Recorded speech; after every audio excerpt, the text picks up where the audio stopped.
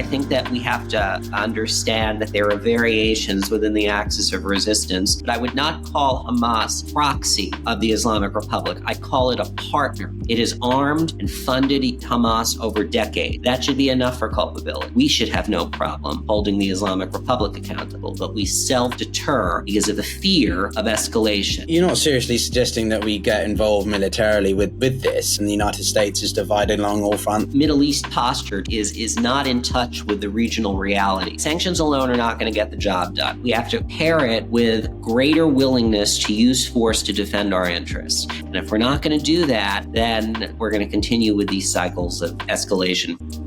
This is The Global Gambit.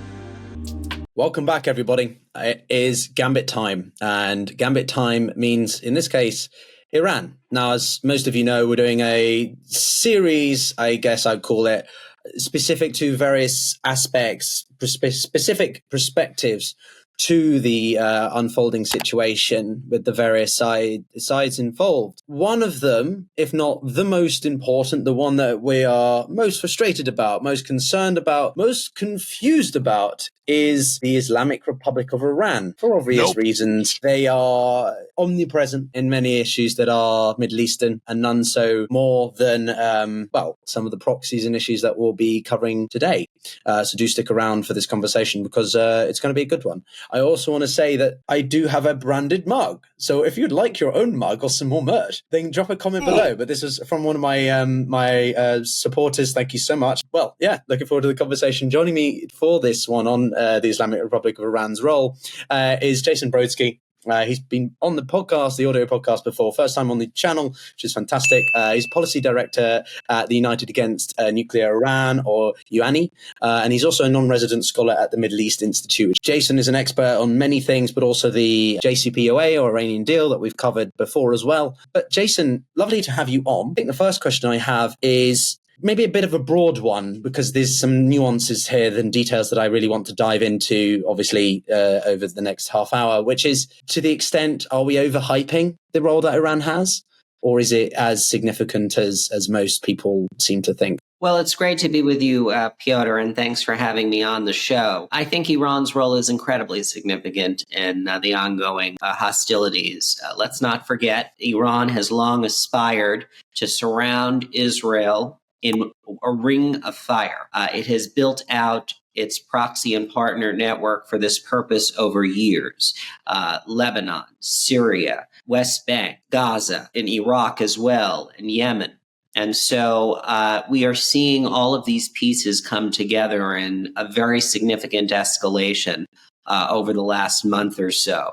And the Iranian system had a shared interest with Hamas in trying to rupture the budding normalization between Israel and Saudi Arabia.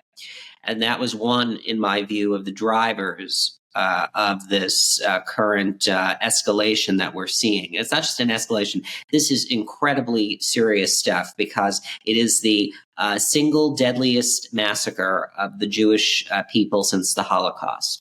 And so we have to put this into historical context here, and in understanding this vis-a-vis why the state of Israel was created as the homeland for the Jewish people. This is a very important historical moment. So that was one of the drivers, is rupturing this normalization between Saudi Arabia and Israel. Another was the timing, and that is because the Iranian system sensed that Israel was uniquely vulnerable at a moment of great internal domestic polarization over the judicial reform.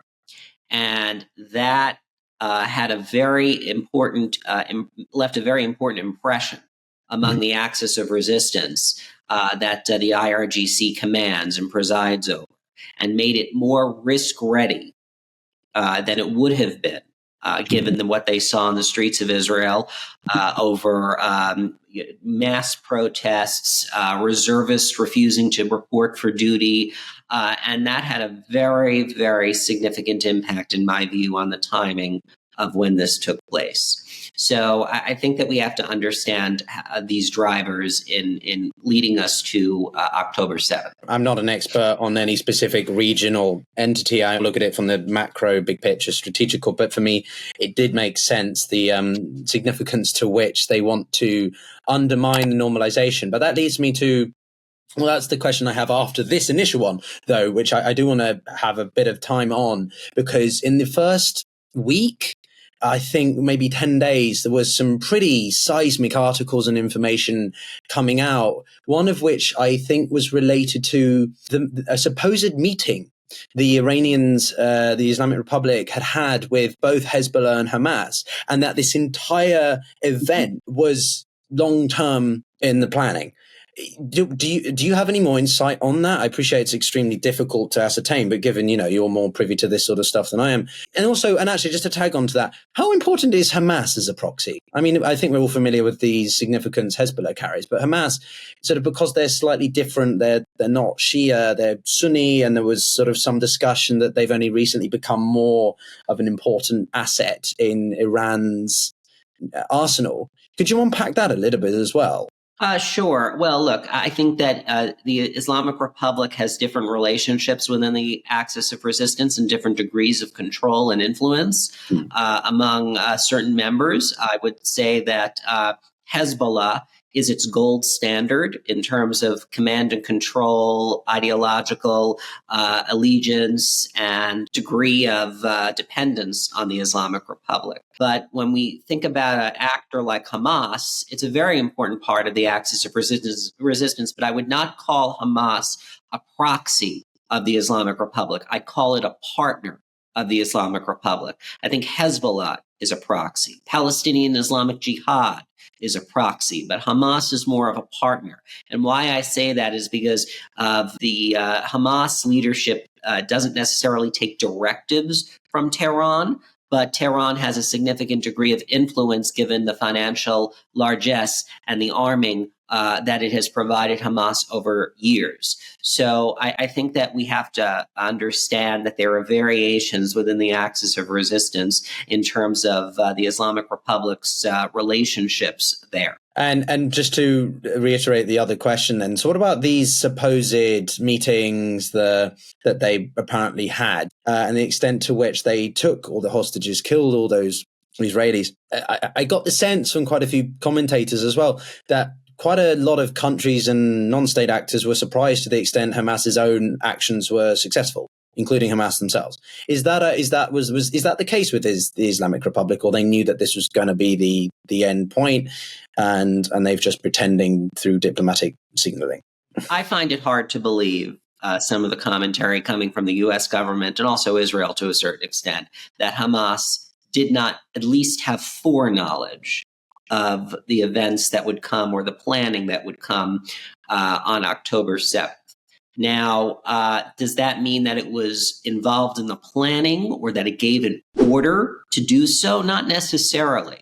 But I have a very difficult time imagining that the Islamic Republic was out of the decision-making loop with respect to an event of this magnitude. And I think that the reporting that you referenced that was in the Wall Street Journal, the Washington Post, and the New York Times as well, maps what were publicly reported exchanges and coordination between the Islamic Republic and Hamas leadership in the months before October 7th.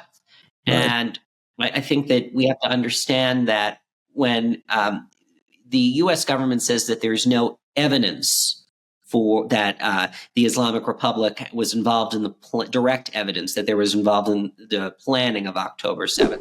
What does evidence mean? Does that mean that there's no information?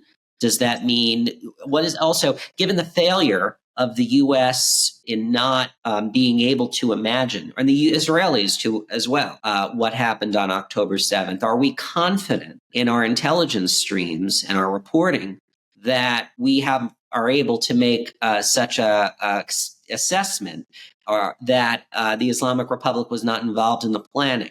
The Israelis and the U.S. rely a lot on signals intelligence, but the Islamic Republic and its partners like Hamas may have relied on or may have avoided use of signals and of phone calls and other easily trackable, traceable means that would have given away the planning of what was to take place, and may have relied on courtiers and messengers and other sources and methods. So I think that there are a lot of questions here. And we have to understand the basis upon which some of these assessments are being made.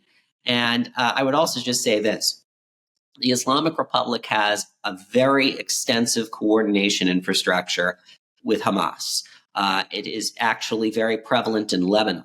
The Islamic Revolutionary Guard Corps the Quds Force has a Palestinian office based in Lebanon, and it's headed by a man named Saeed Azadi, who works with a few other individuals who are just sanctioned by the U.S. government, actually. Their job, their mission is to coordinate with Hamas leadership based in Lebanon or based in Qatar or based in Turkey, other countries. So that is their mission. And so when people say that, well, the Islamic Republic, their leadership was surprised by what happened, I have a lot of questions as to those reports. I don't think that those really have a lot of merit. And I think that it really strained credulity to think that the Quds Force was not aware of at least the planning or the goal and the mission of what was to take place on October 7th.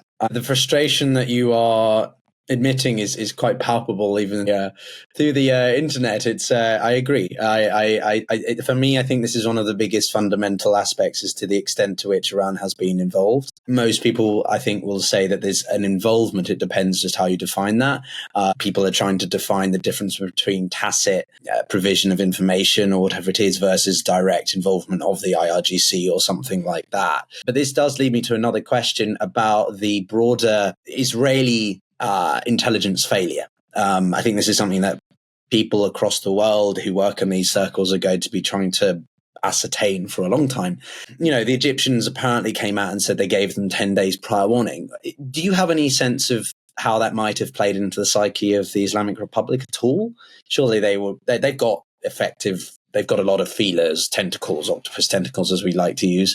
What's your dynamics there? Well, I mean, I don't know if the Egyptian dynamic had any real impact on the Islamic Republic's calculations. I would say that, as I mentioned before, the timing of the normalization, which was rapidly progressing between Israel and Saudi Arabia, coupled with the diminished deterrence in Israel vis-a-vis the very severe political divisions in the country, really were the drivers for this moment. And I would also add that it has emerged by some leading Israeli reporters that in some of the interrogations of the Hamas fighters, they learned that Iran actually delayed when the initial assault on October 7th was supposed to take place. It was supposed to take place over Passover, which was in April of 2023. So that's very interesting and significant in my view. And I think that we have to also understand the interests as to why Israel and also the United States are trying to make Iran's role undefined, if you will, in this conversation. And that is because if they come out with slam dunk evidence as to Islamic Republic culpability in this attack, it's going to put public pressure on the United States and Israel to respond. And the Biden administration is just not built to be able to respond in an aggressive manner to the Islamic Republic. And they want to avoid doing so. And so that's why they want to keep it undefined. But for any serious person who follows the IRGC and its structure and the Islamic Republic and how it works, there is no doubt that the Islamic Republic knew about it. That makes escalation in a potential war more likely, not less likely. And by the way, this entire debate and conversation doesn't benefit the United States. The splitting of hairs as to whether they had foreknowledge or were involved in planning or gave an order, that shouldn't be the standard by which we hold the Islamic Republic accountable. It has armed and funded Hamas over decades. that should be enough for culpability. The Islamic Republic has no problem holding the United States accountable for the actions of Israel in Gaza to defend itself.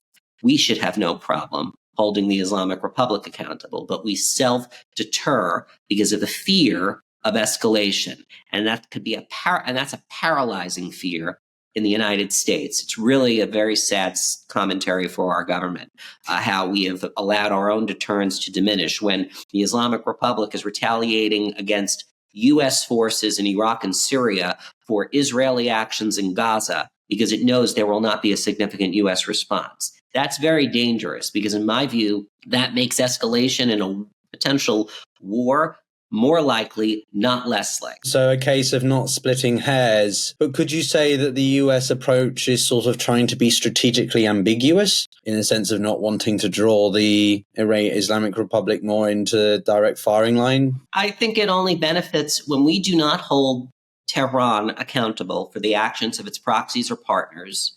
It only benefits the Islamic Republic. And we have yet to be able to demonstrate a will to hold Tehran directly accountable for these kinds of massacres. And unless and until we do so, and I mean kinetic action on IRGC bases inside Iran, modus operandi is going to continue. The Islamic Republic will fight to the last Palestinian. It will fight to the last Lebanese. It will fight to the last Iraqi, Syrian, Houthi, Yemeni, you name it. But when it comes to Iranian soil, that's a very different proposition. And I think we need to be looking much more aggressively that direction as to how to deter the Islamic Republic. I want to circle back to the US response and Biden given 24. But just another question about Netanyahu. We had another speaker, an Israeli commentator, about the Israeli domestic situation earlier on in the year. And it was a very good conversation. Nadav Eyal, it'll be on your screens now, viewers. How much do you think the Islamic Republic's calculus could change if maybe Netanyahu might step down, step aside, as I've heard some people suggesting he might, maybe get Benny Gantz in or something as an alternative because he's just not the right man for the job? Would that play into the calculus of the Islamic Republic, or we're this far in now, it doesn't really make a difference? Not really, no. I mean, I think on these issues, there's consensus in the Israeli security establishment. People have this impression of Bibi Netanyahu as this ultra uber hawk. He's actually very careful and very restrained and measured in what he does. And I would say he's less of a hawk than Naftali Bennett was. Because when you recall, when he was prime minister, Naftali Bennett, there were very significant operations by the Mossad against Quds Force operatives on non-nuclear targets on Iranian soil in the heart of Tehran. And that has not really, at least publicly, taken place as much with the Netanyahu government. So, I think that people view Netanyahu as this kind of uber hawk when he's quite measured and risk averse, if you will, in these kinds of moments. When it comes to the current situation, I think that given the Israeli demands, the Israeli people's demands, I don't think that he has that luxury of being so measured right now, as we're seeing play out in Gaza. But historically, Bibi is much more restrained and risk-averse than many of his critics in the West give him credit for. Curious.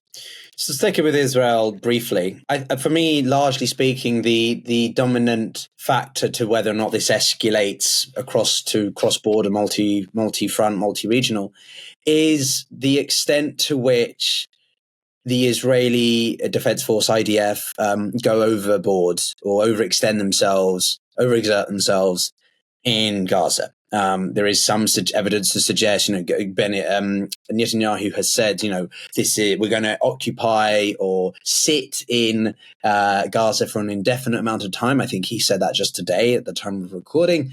But then we had this fundamental Hezbollah speech on Friday, which was a little bit more of a, what do you Americans say, nothing burger. And it didn't, I think, deliver what some people thought and were worried it would. We've actually had a member of the Washington Post on about that and the impacts for Lebanon and Syria and the Levant. So do click through on the screen now, guys, if you want to watch that.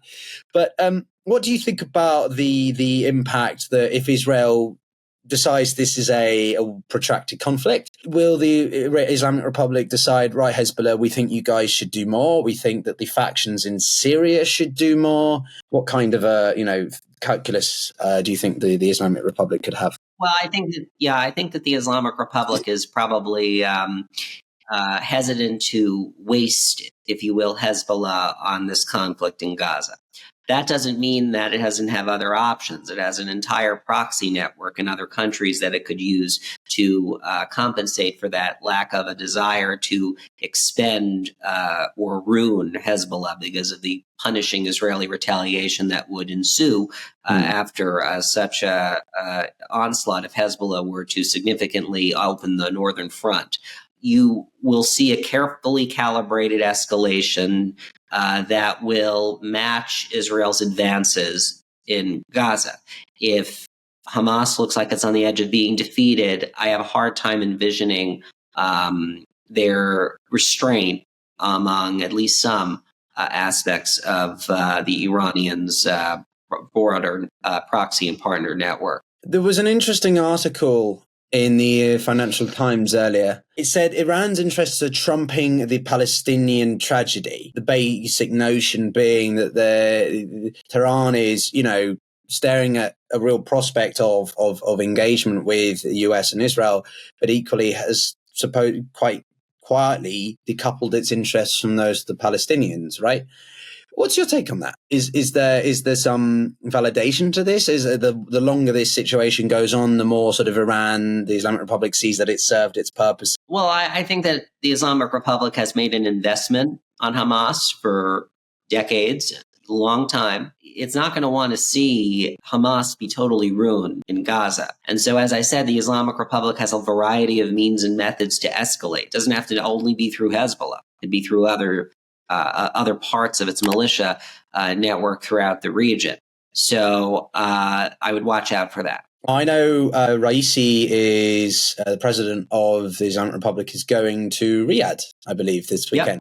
And this is fascinating for me because, to remind everybody, just this year, the Chinese remarkably managed to get a rapprochement, which is a fancy way of saying the reinstallation of ties between Iran and Saudi Arabia. I think we should keep in mind, let's not get too carried away in thinking that this suddenly redefines the whole of the Middle East. But what can we expect from that meeting? Could we see a tension, a heightened tension between the two, given Saudi Arabia is playing strategical, balancing, hedging with the Israelis by shooting down the Houthi missiles? Or is it a case of they're just going to focus on the original events of the Organization of Islamic Cooperation? I think it's mostly going to be focused on the Organization of Islamic Cooperation. Let's understand that this wasn't what happened in March 2023 between the Islamic Republic and Saudi Arabia was not a rapprochement. It was normalization in ties and a restoration of diplomatic relations, which reverted to a pre-2016 status quo. There is no love loss between Riyadh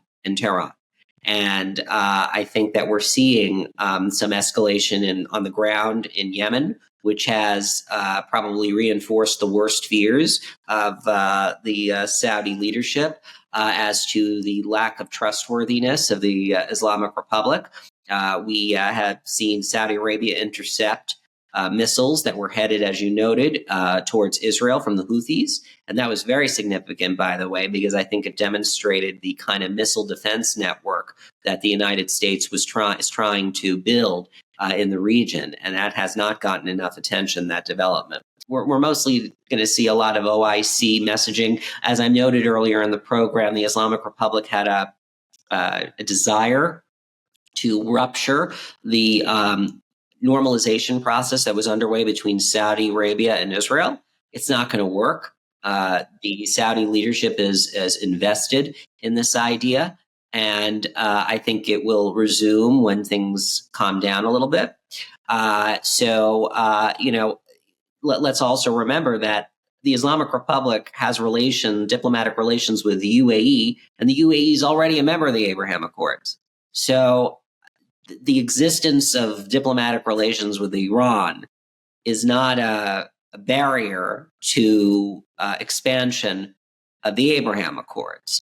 And so I think that the Saudis, why they normalized ties with Iran, were to hedge. They wanted to, they're focused on economic development, and they wanted to avoid to the greatest extent possible, because as I mentioned, they're under no illusions as to the threat of the Islamic Republic, escalation from Tehran. And so that's why they did what they did.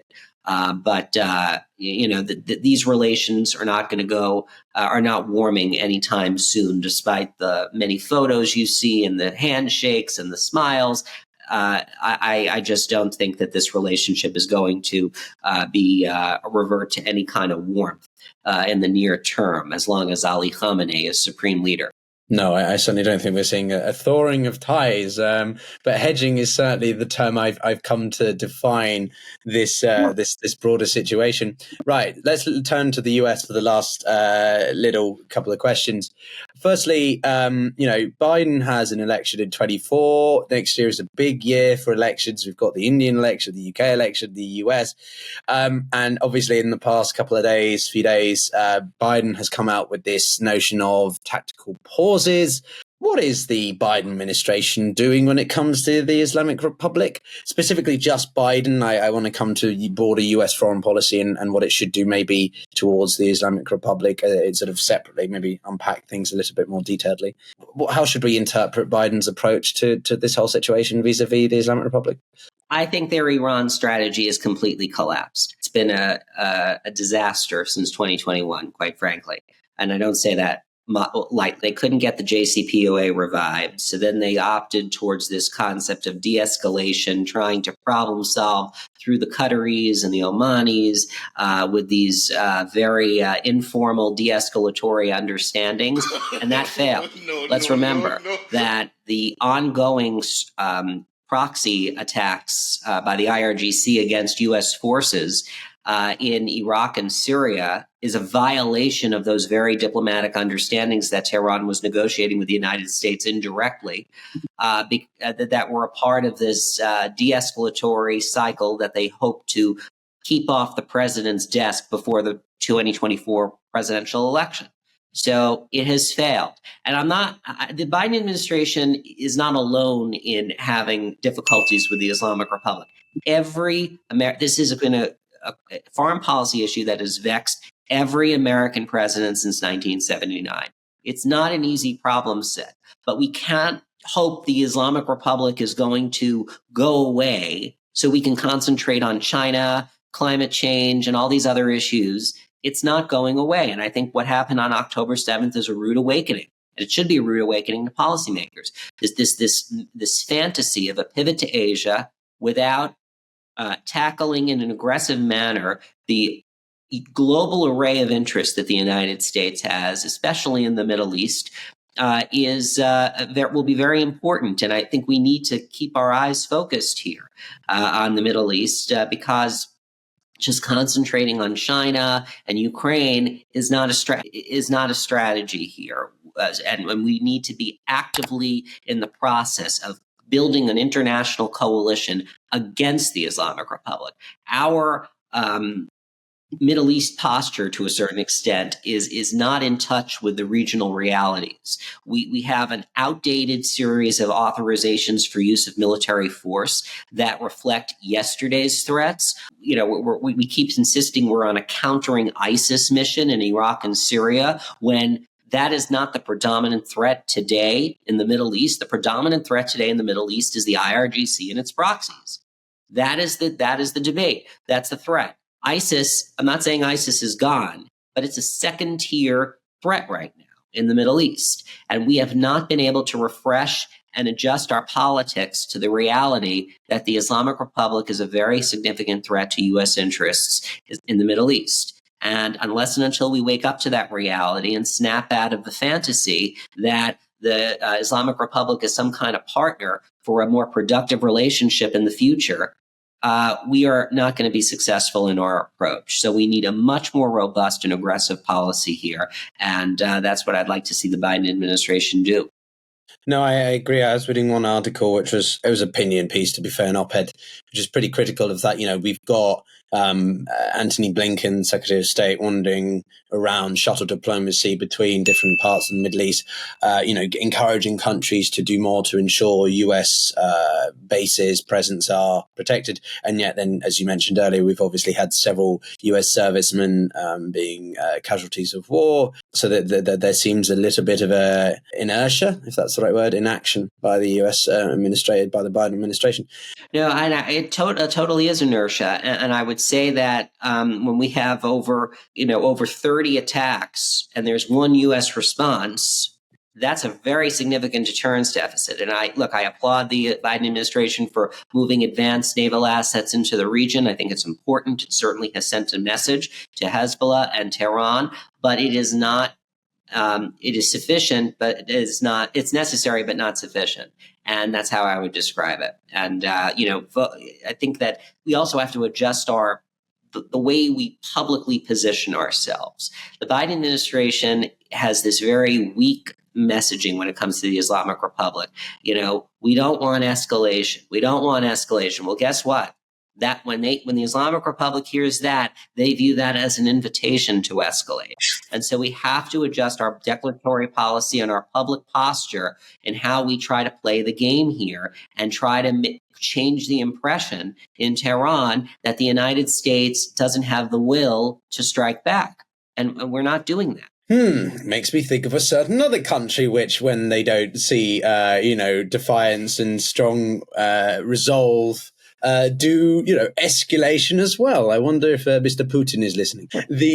So last question is sort of two-pronged, really, which is that I believe just 2-3 days ago at the time of recording, Congress passed a bill regarding oil sanctions against the Islamic Republic. Sanctions and economic warfare economic statecraft have carried only so far. The carrier strike groups are an important bit of posturing, of grandstanding and solidarity. But what else can be done? And so firstly, what else can we do?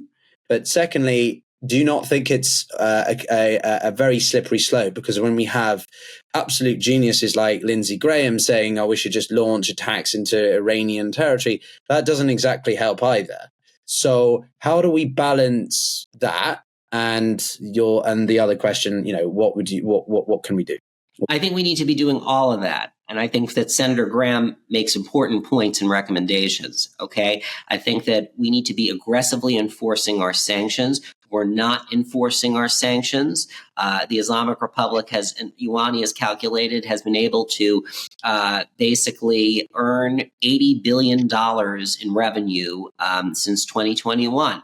And a lot of that is because of lax enforcement of sanctions. And this is all about denying them resources. And by the way, the $80 billion in revenue that the Islamic Republic earned coincided with an assessment by Israeli security officials that Hamas got a bump in Iranian funds from 100 million to around 350 million over the last year or so. So that should tell us something, that there's a cost to not depriving the Islamic Republic of revenue. And we need to be enforcing our sanctions and also working on our deterrence. And that's, it's all part of the same package. And if we're relying on sanctions alone are not going to get the job done. But we have to pair it with a greater willingness to use force to defend our interests. And if we're not going to do that, then we're going to continue with these cycles of escalation from the Islamic Republic. But you're not seriously suggesting that we get involved militarily with this? I mean, we're going to see a re-pivot back to the Middle East, and the United States is divided along all fronts. That opens up the front for China to start doing more and more stuff with Taiwan. I mean, what else can we do? Would a Trump administration in 2024 be more hawkish and therefore robust? I cannot, because if we constantly rely on economic sanctions, it just completely undermines the United States, reputation, or it makes other countries around the world being like, oh, well, the West is just going towards sanctions again. You know what I'm coming from? I feel like we need other options, but I'm just not sure what those are. There are no good options here, but we need to be more aggressive in the tools that we, on the military side, which we have not been doing. We've been doing a lot on sanctions. You're right. But we have not demonstrated, as I've been noting before, a willingness to protect our interests. When we have 30 plus attacks on U.S. forces in Iraq and Syria and one U.S. response, that is absolutely unacceptable. Just withdrawing our forces from Iraq and Syria is not an answer either, that I've heard from some commentators suggest. They apparently forgot what happened when Obama did it in Iraq. Guess what happened? ISIS came. And what did we have to do after that? So withdrawing isn't a strategy. Pivoting to Asia isn't a strategy. We have to recognize that the U.S. is a global power. We have global interests, and we have to invest the resources in defending them. Well, thank you very much, Jason. I guess it's just my thoughts about over-reliance on a certain bit of statecraft, be it economic, political, military, or whatever. But it's been a pleasure. Thank you very much for your time. Are there any last comments, anything you want to, leave listeners, watchers to look out for, be it your own things or as we continue in the days ahead? I think we have to understand that our diplomatic approach to the Islamic Republic has failed. We need a new policy that breaks out of this JCPOA framework that has paralyzed the United States and Europe for far too long. And we have to start dealing with the Islamic Republic as it is, not as we hope it to be. It will never be, there will never be sustainable diplomacy with the Islamic Republic as long as Iran's supreme leader is in that chair. And I think that policymakers need to accept that reality. Some strong words there. Thank you very much, Jason. And to those of you who've tuned in, thank you very much. I appreciate you watching. If you want a mug or something, t-shirt, whatever it is, drop a comment. Love to hear what you think. And do share the video, drop a like, drop a comment. It really helps the channel grow. And we've just surpassed 5,000 subscribers, which is quite exciting. And I look forward to seeing you all in the next episode. But as always, hearts and minds are with those who are directly affected in the situation between Israel and Palestine and the ongoing conflict. Until next time, take care, everyone.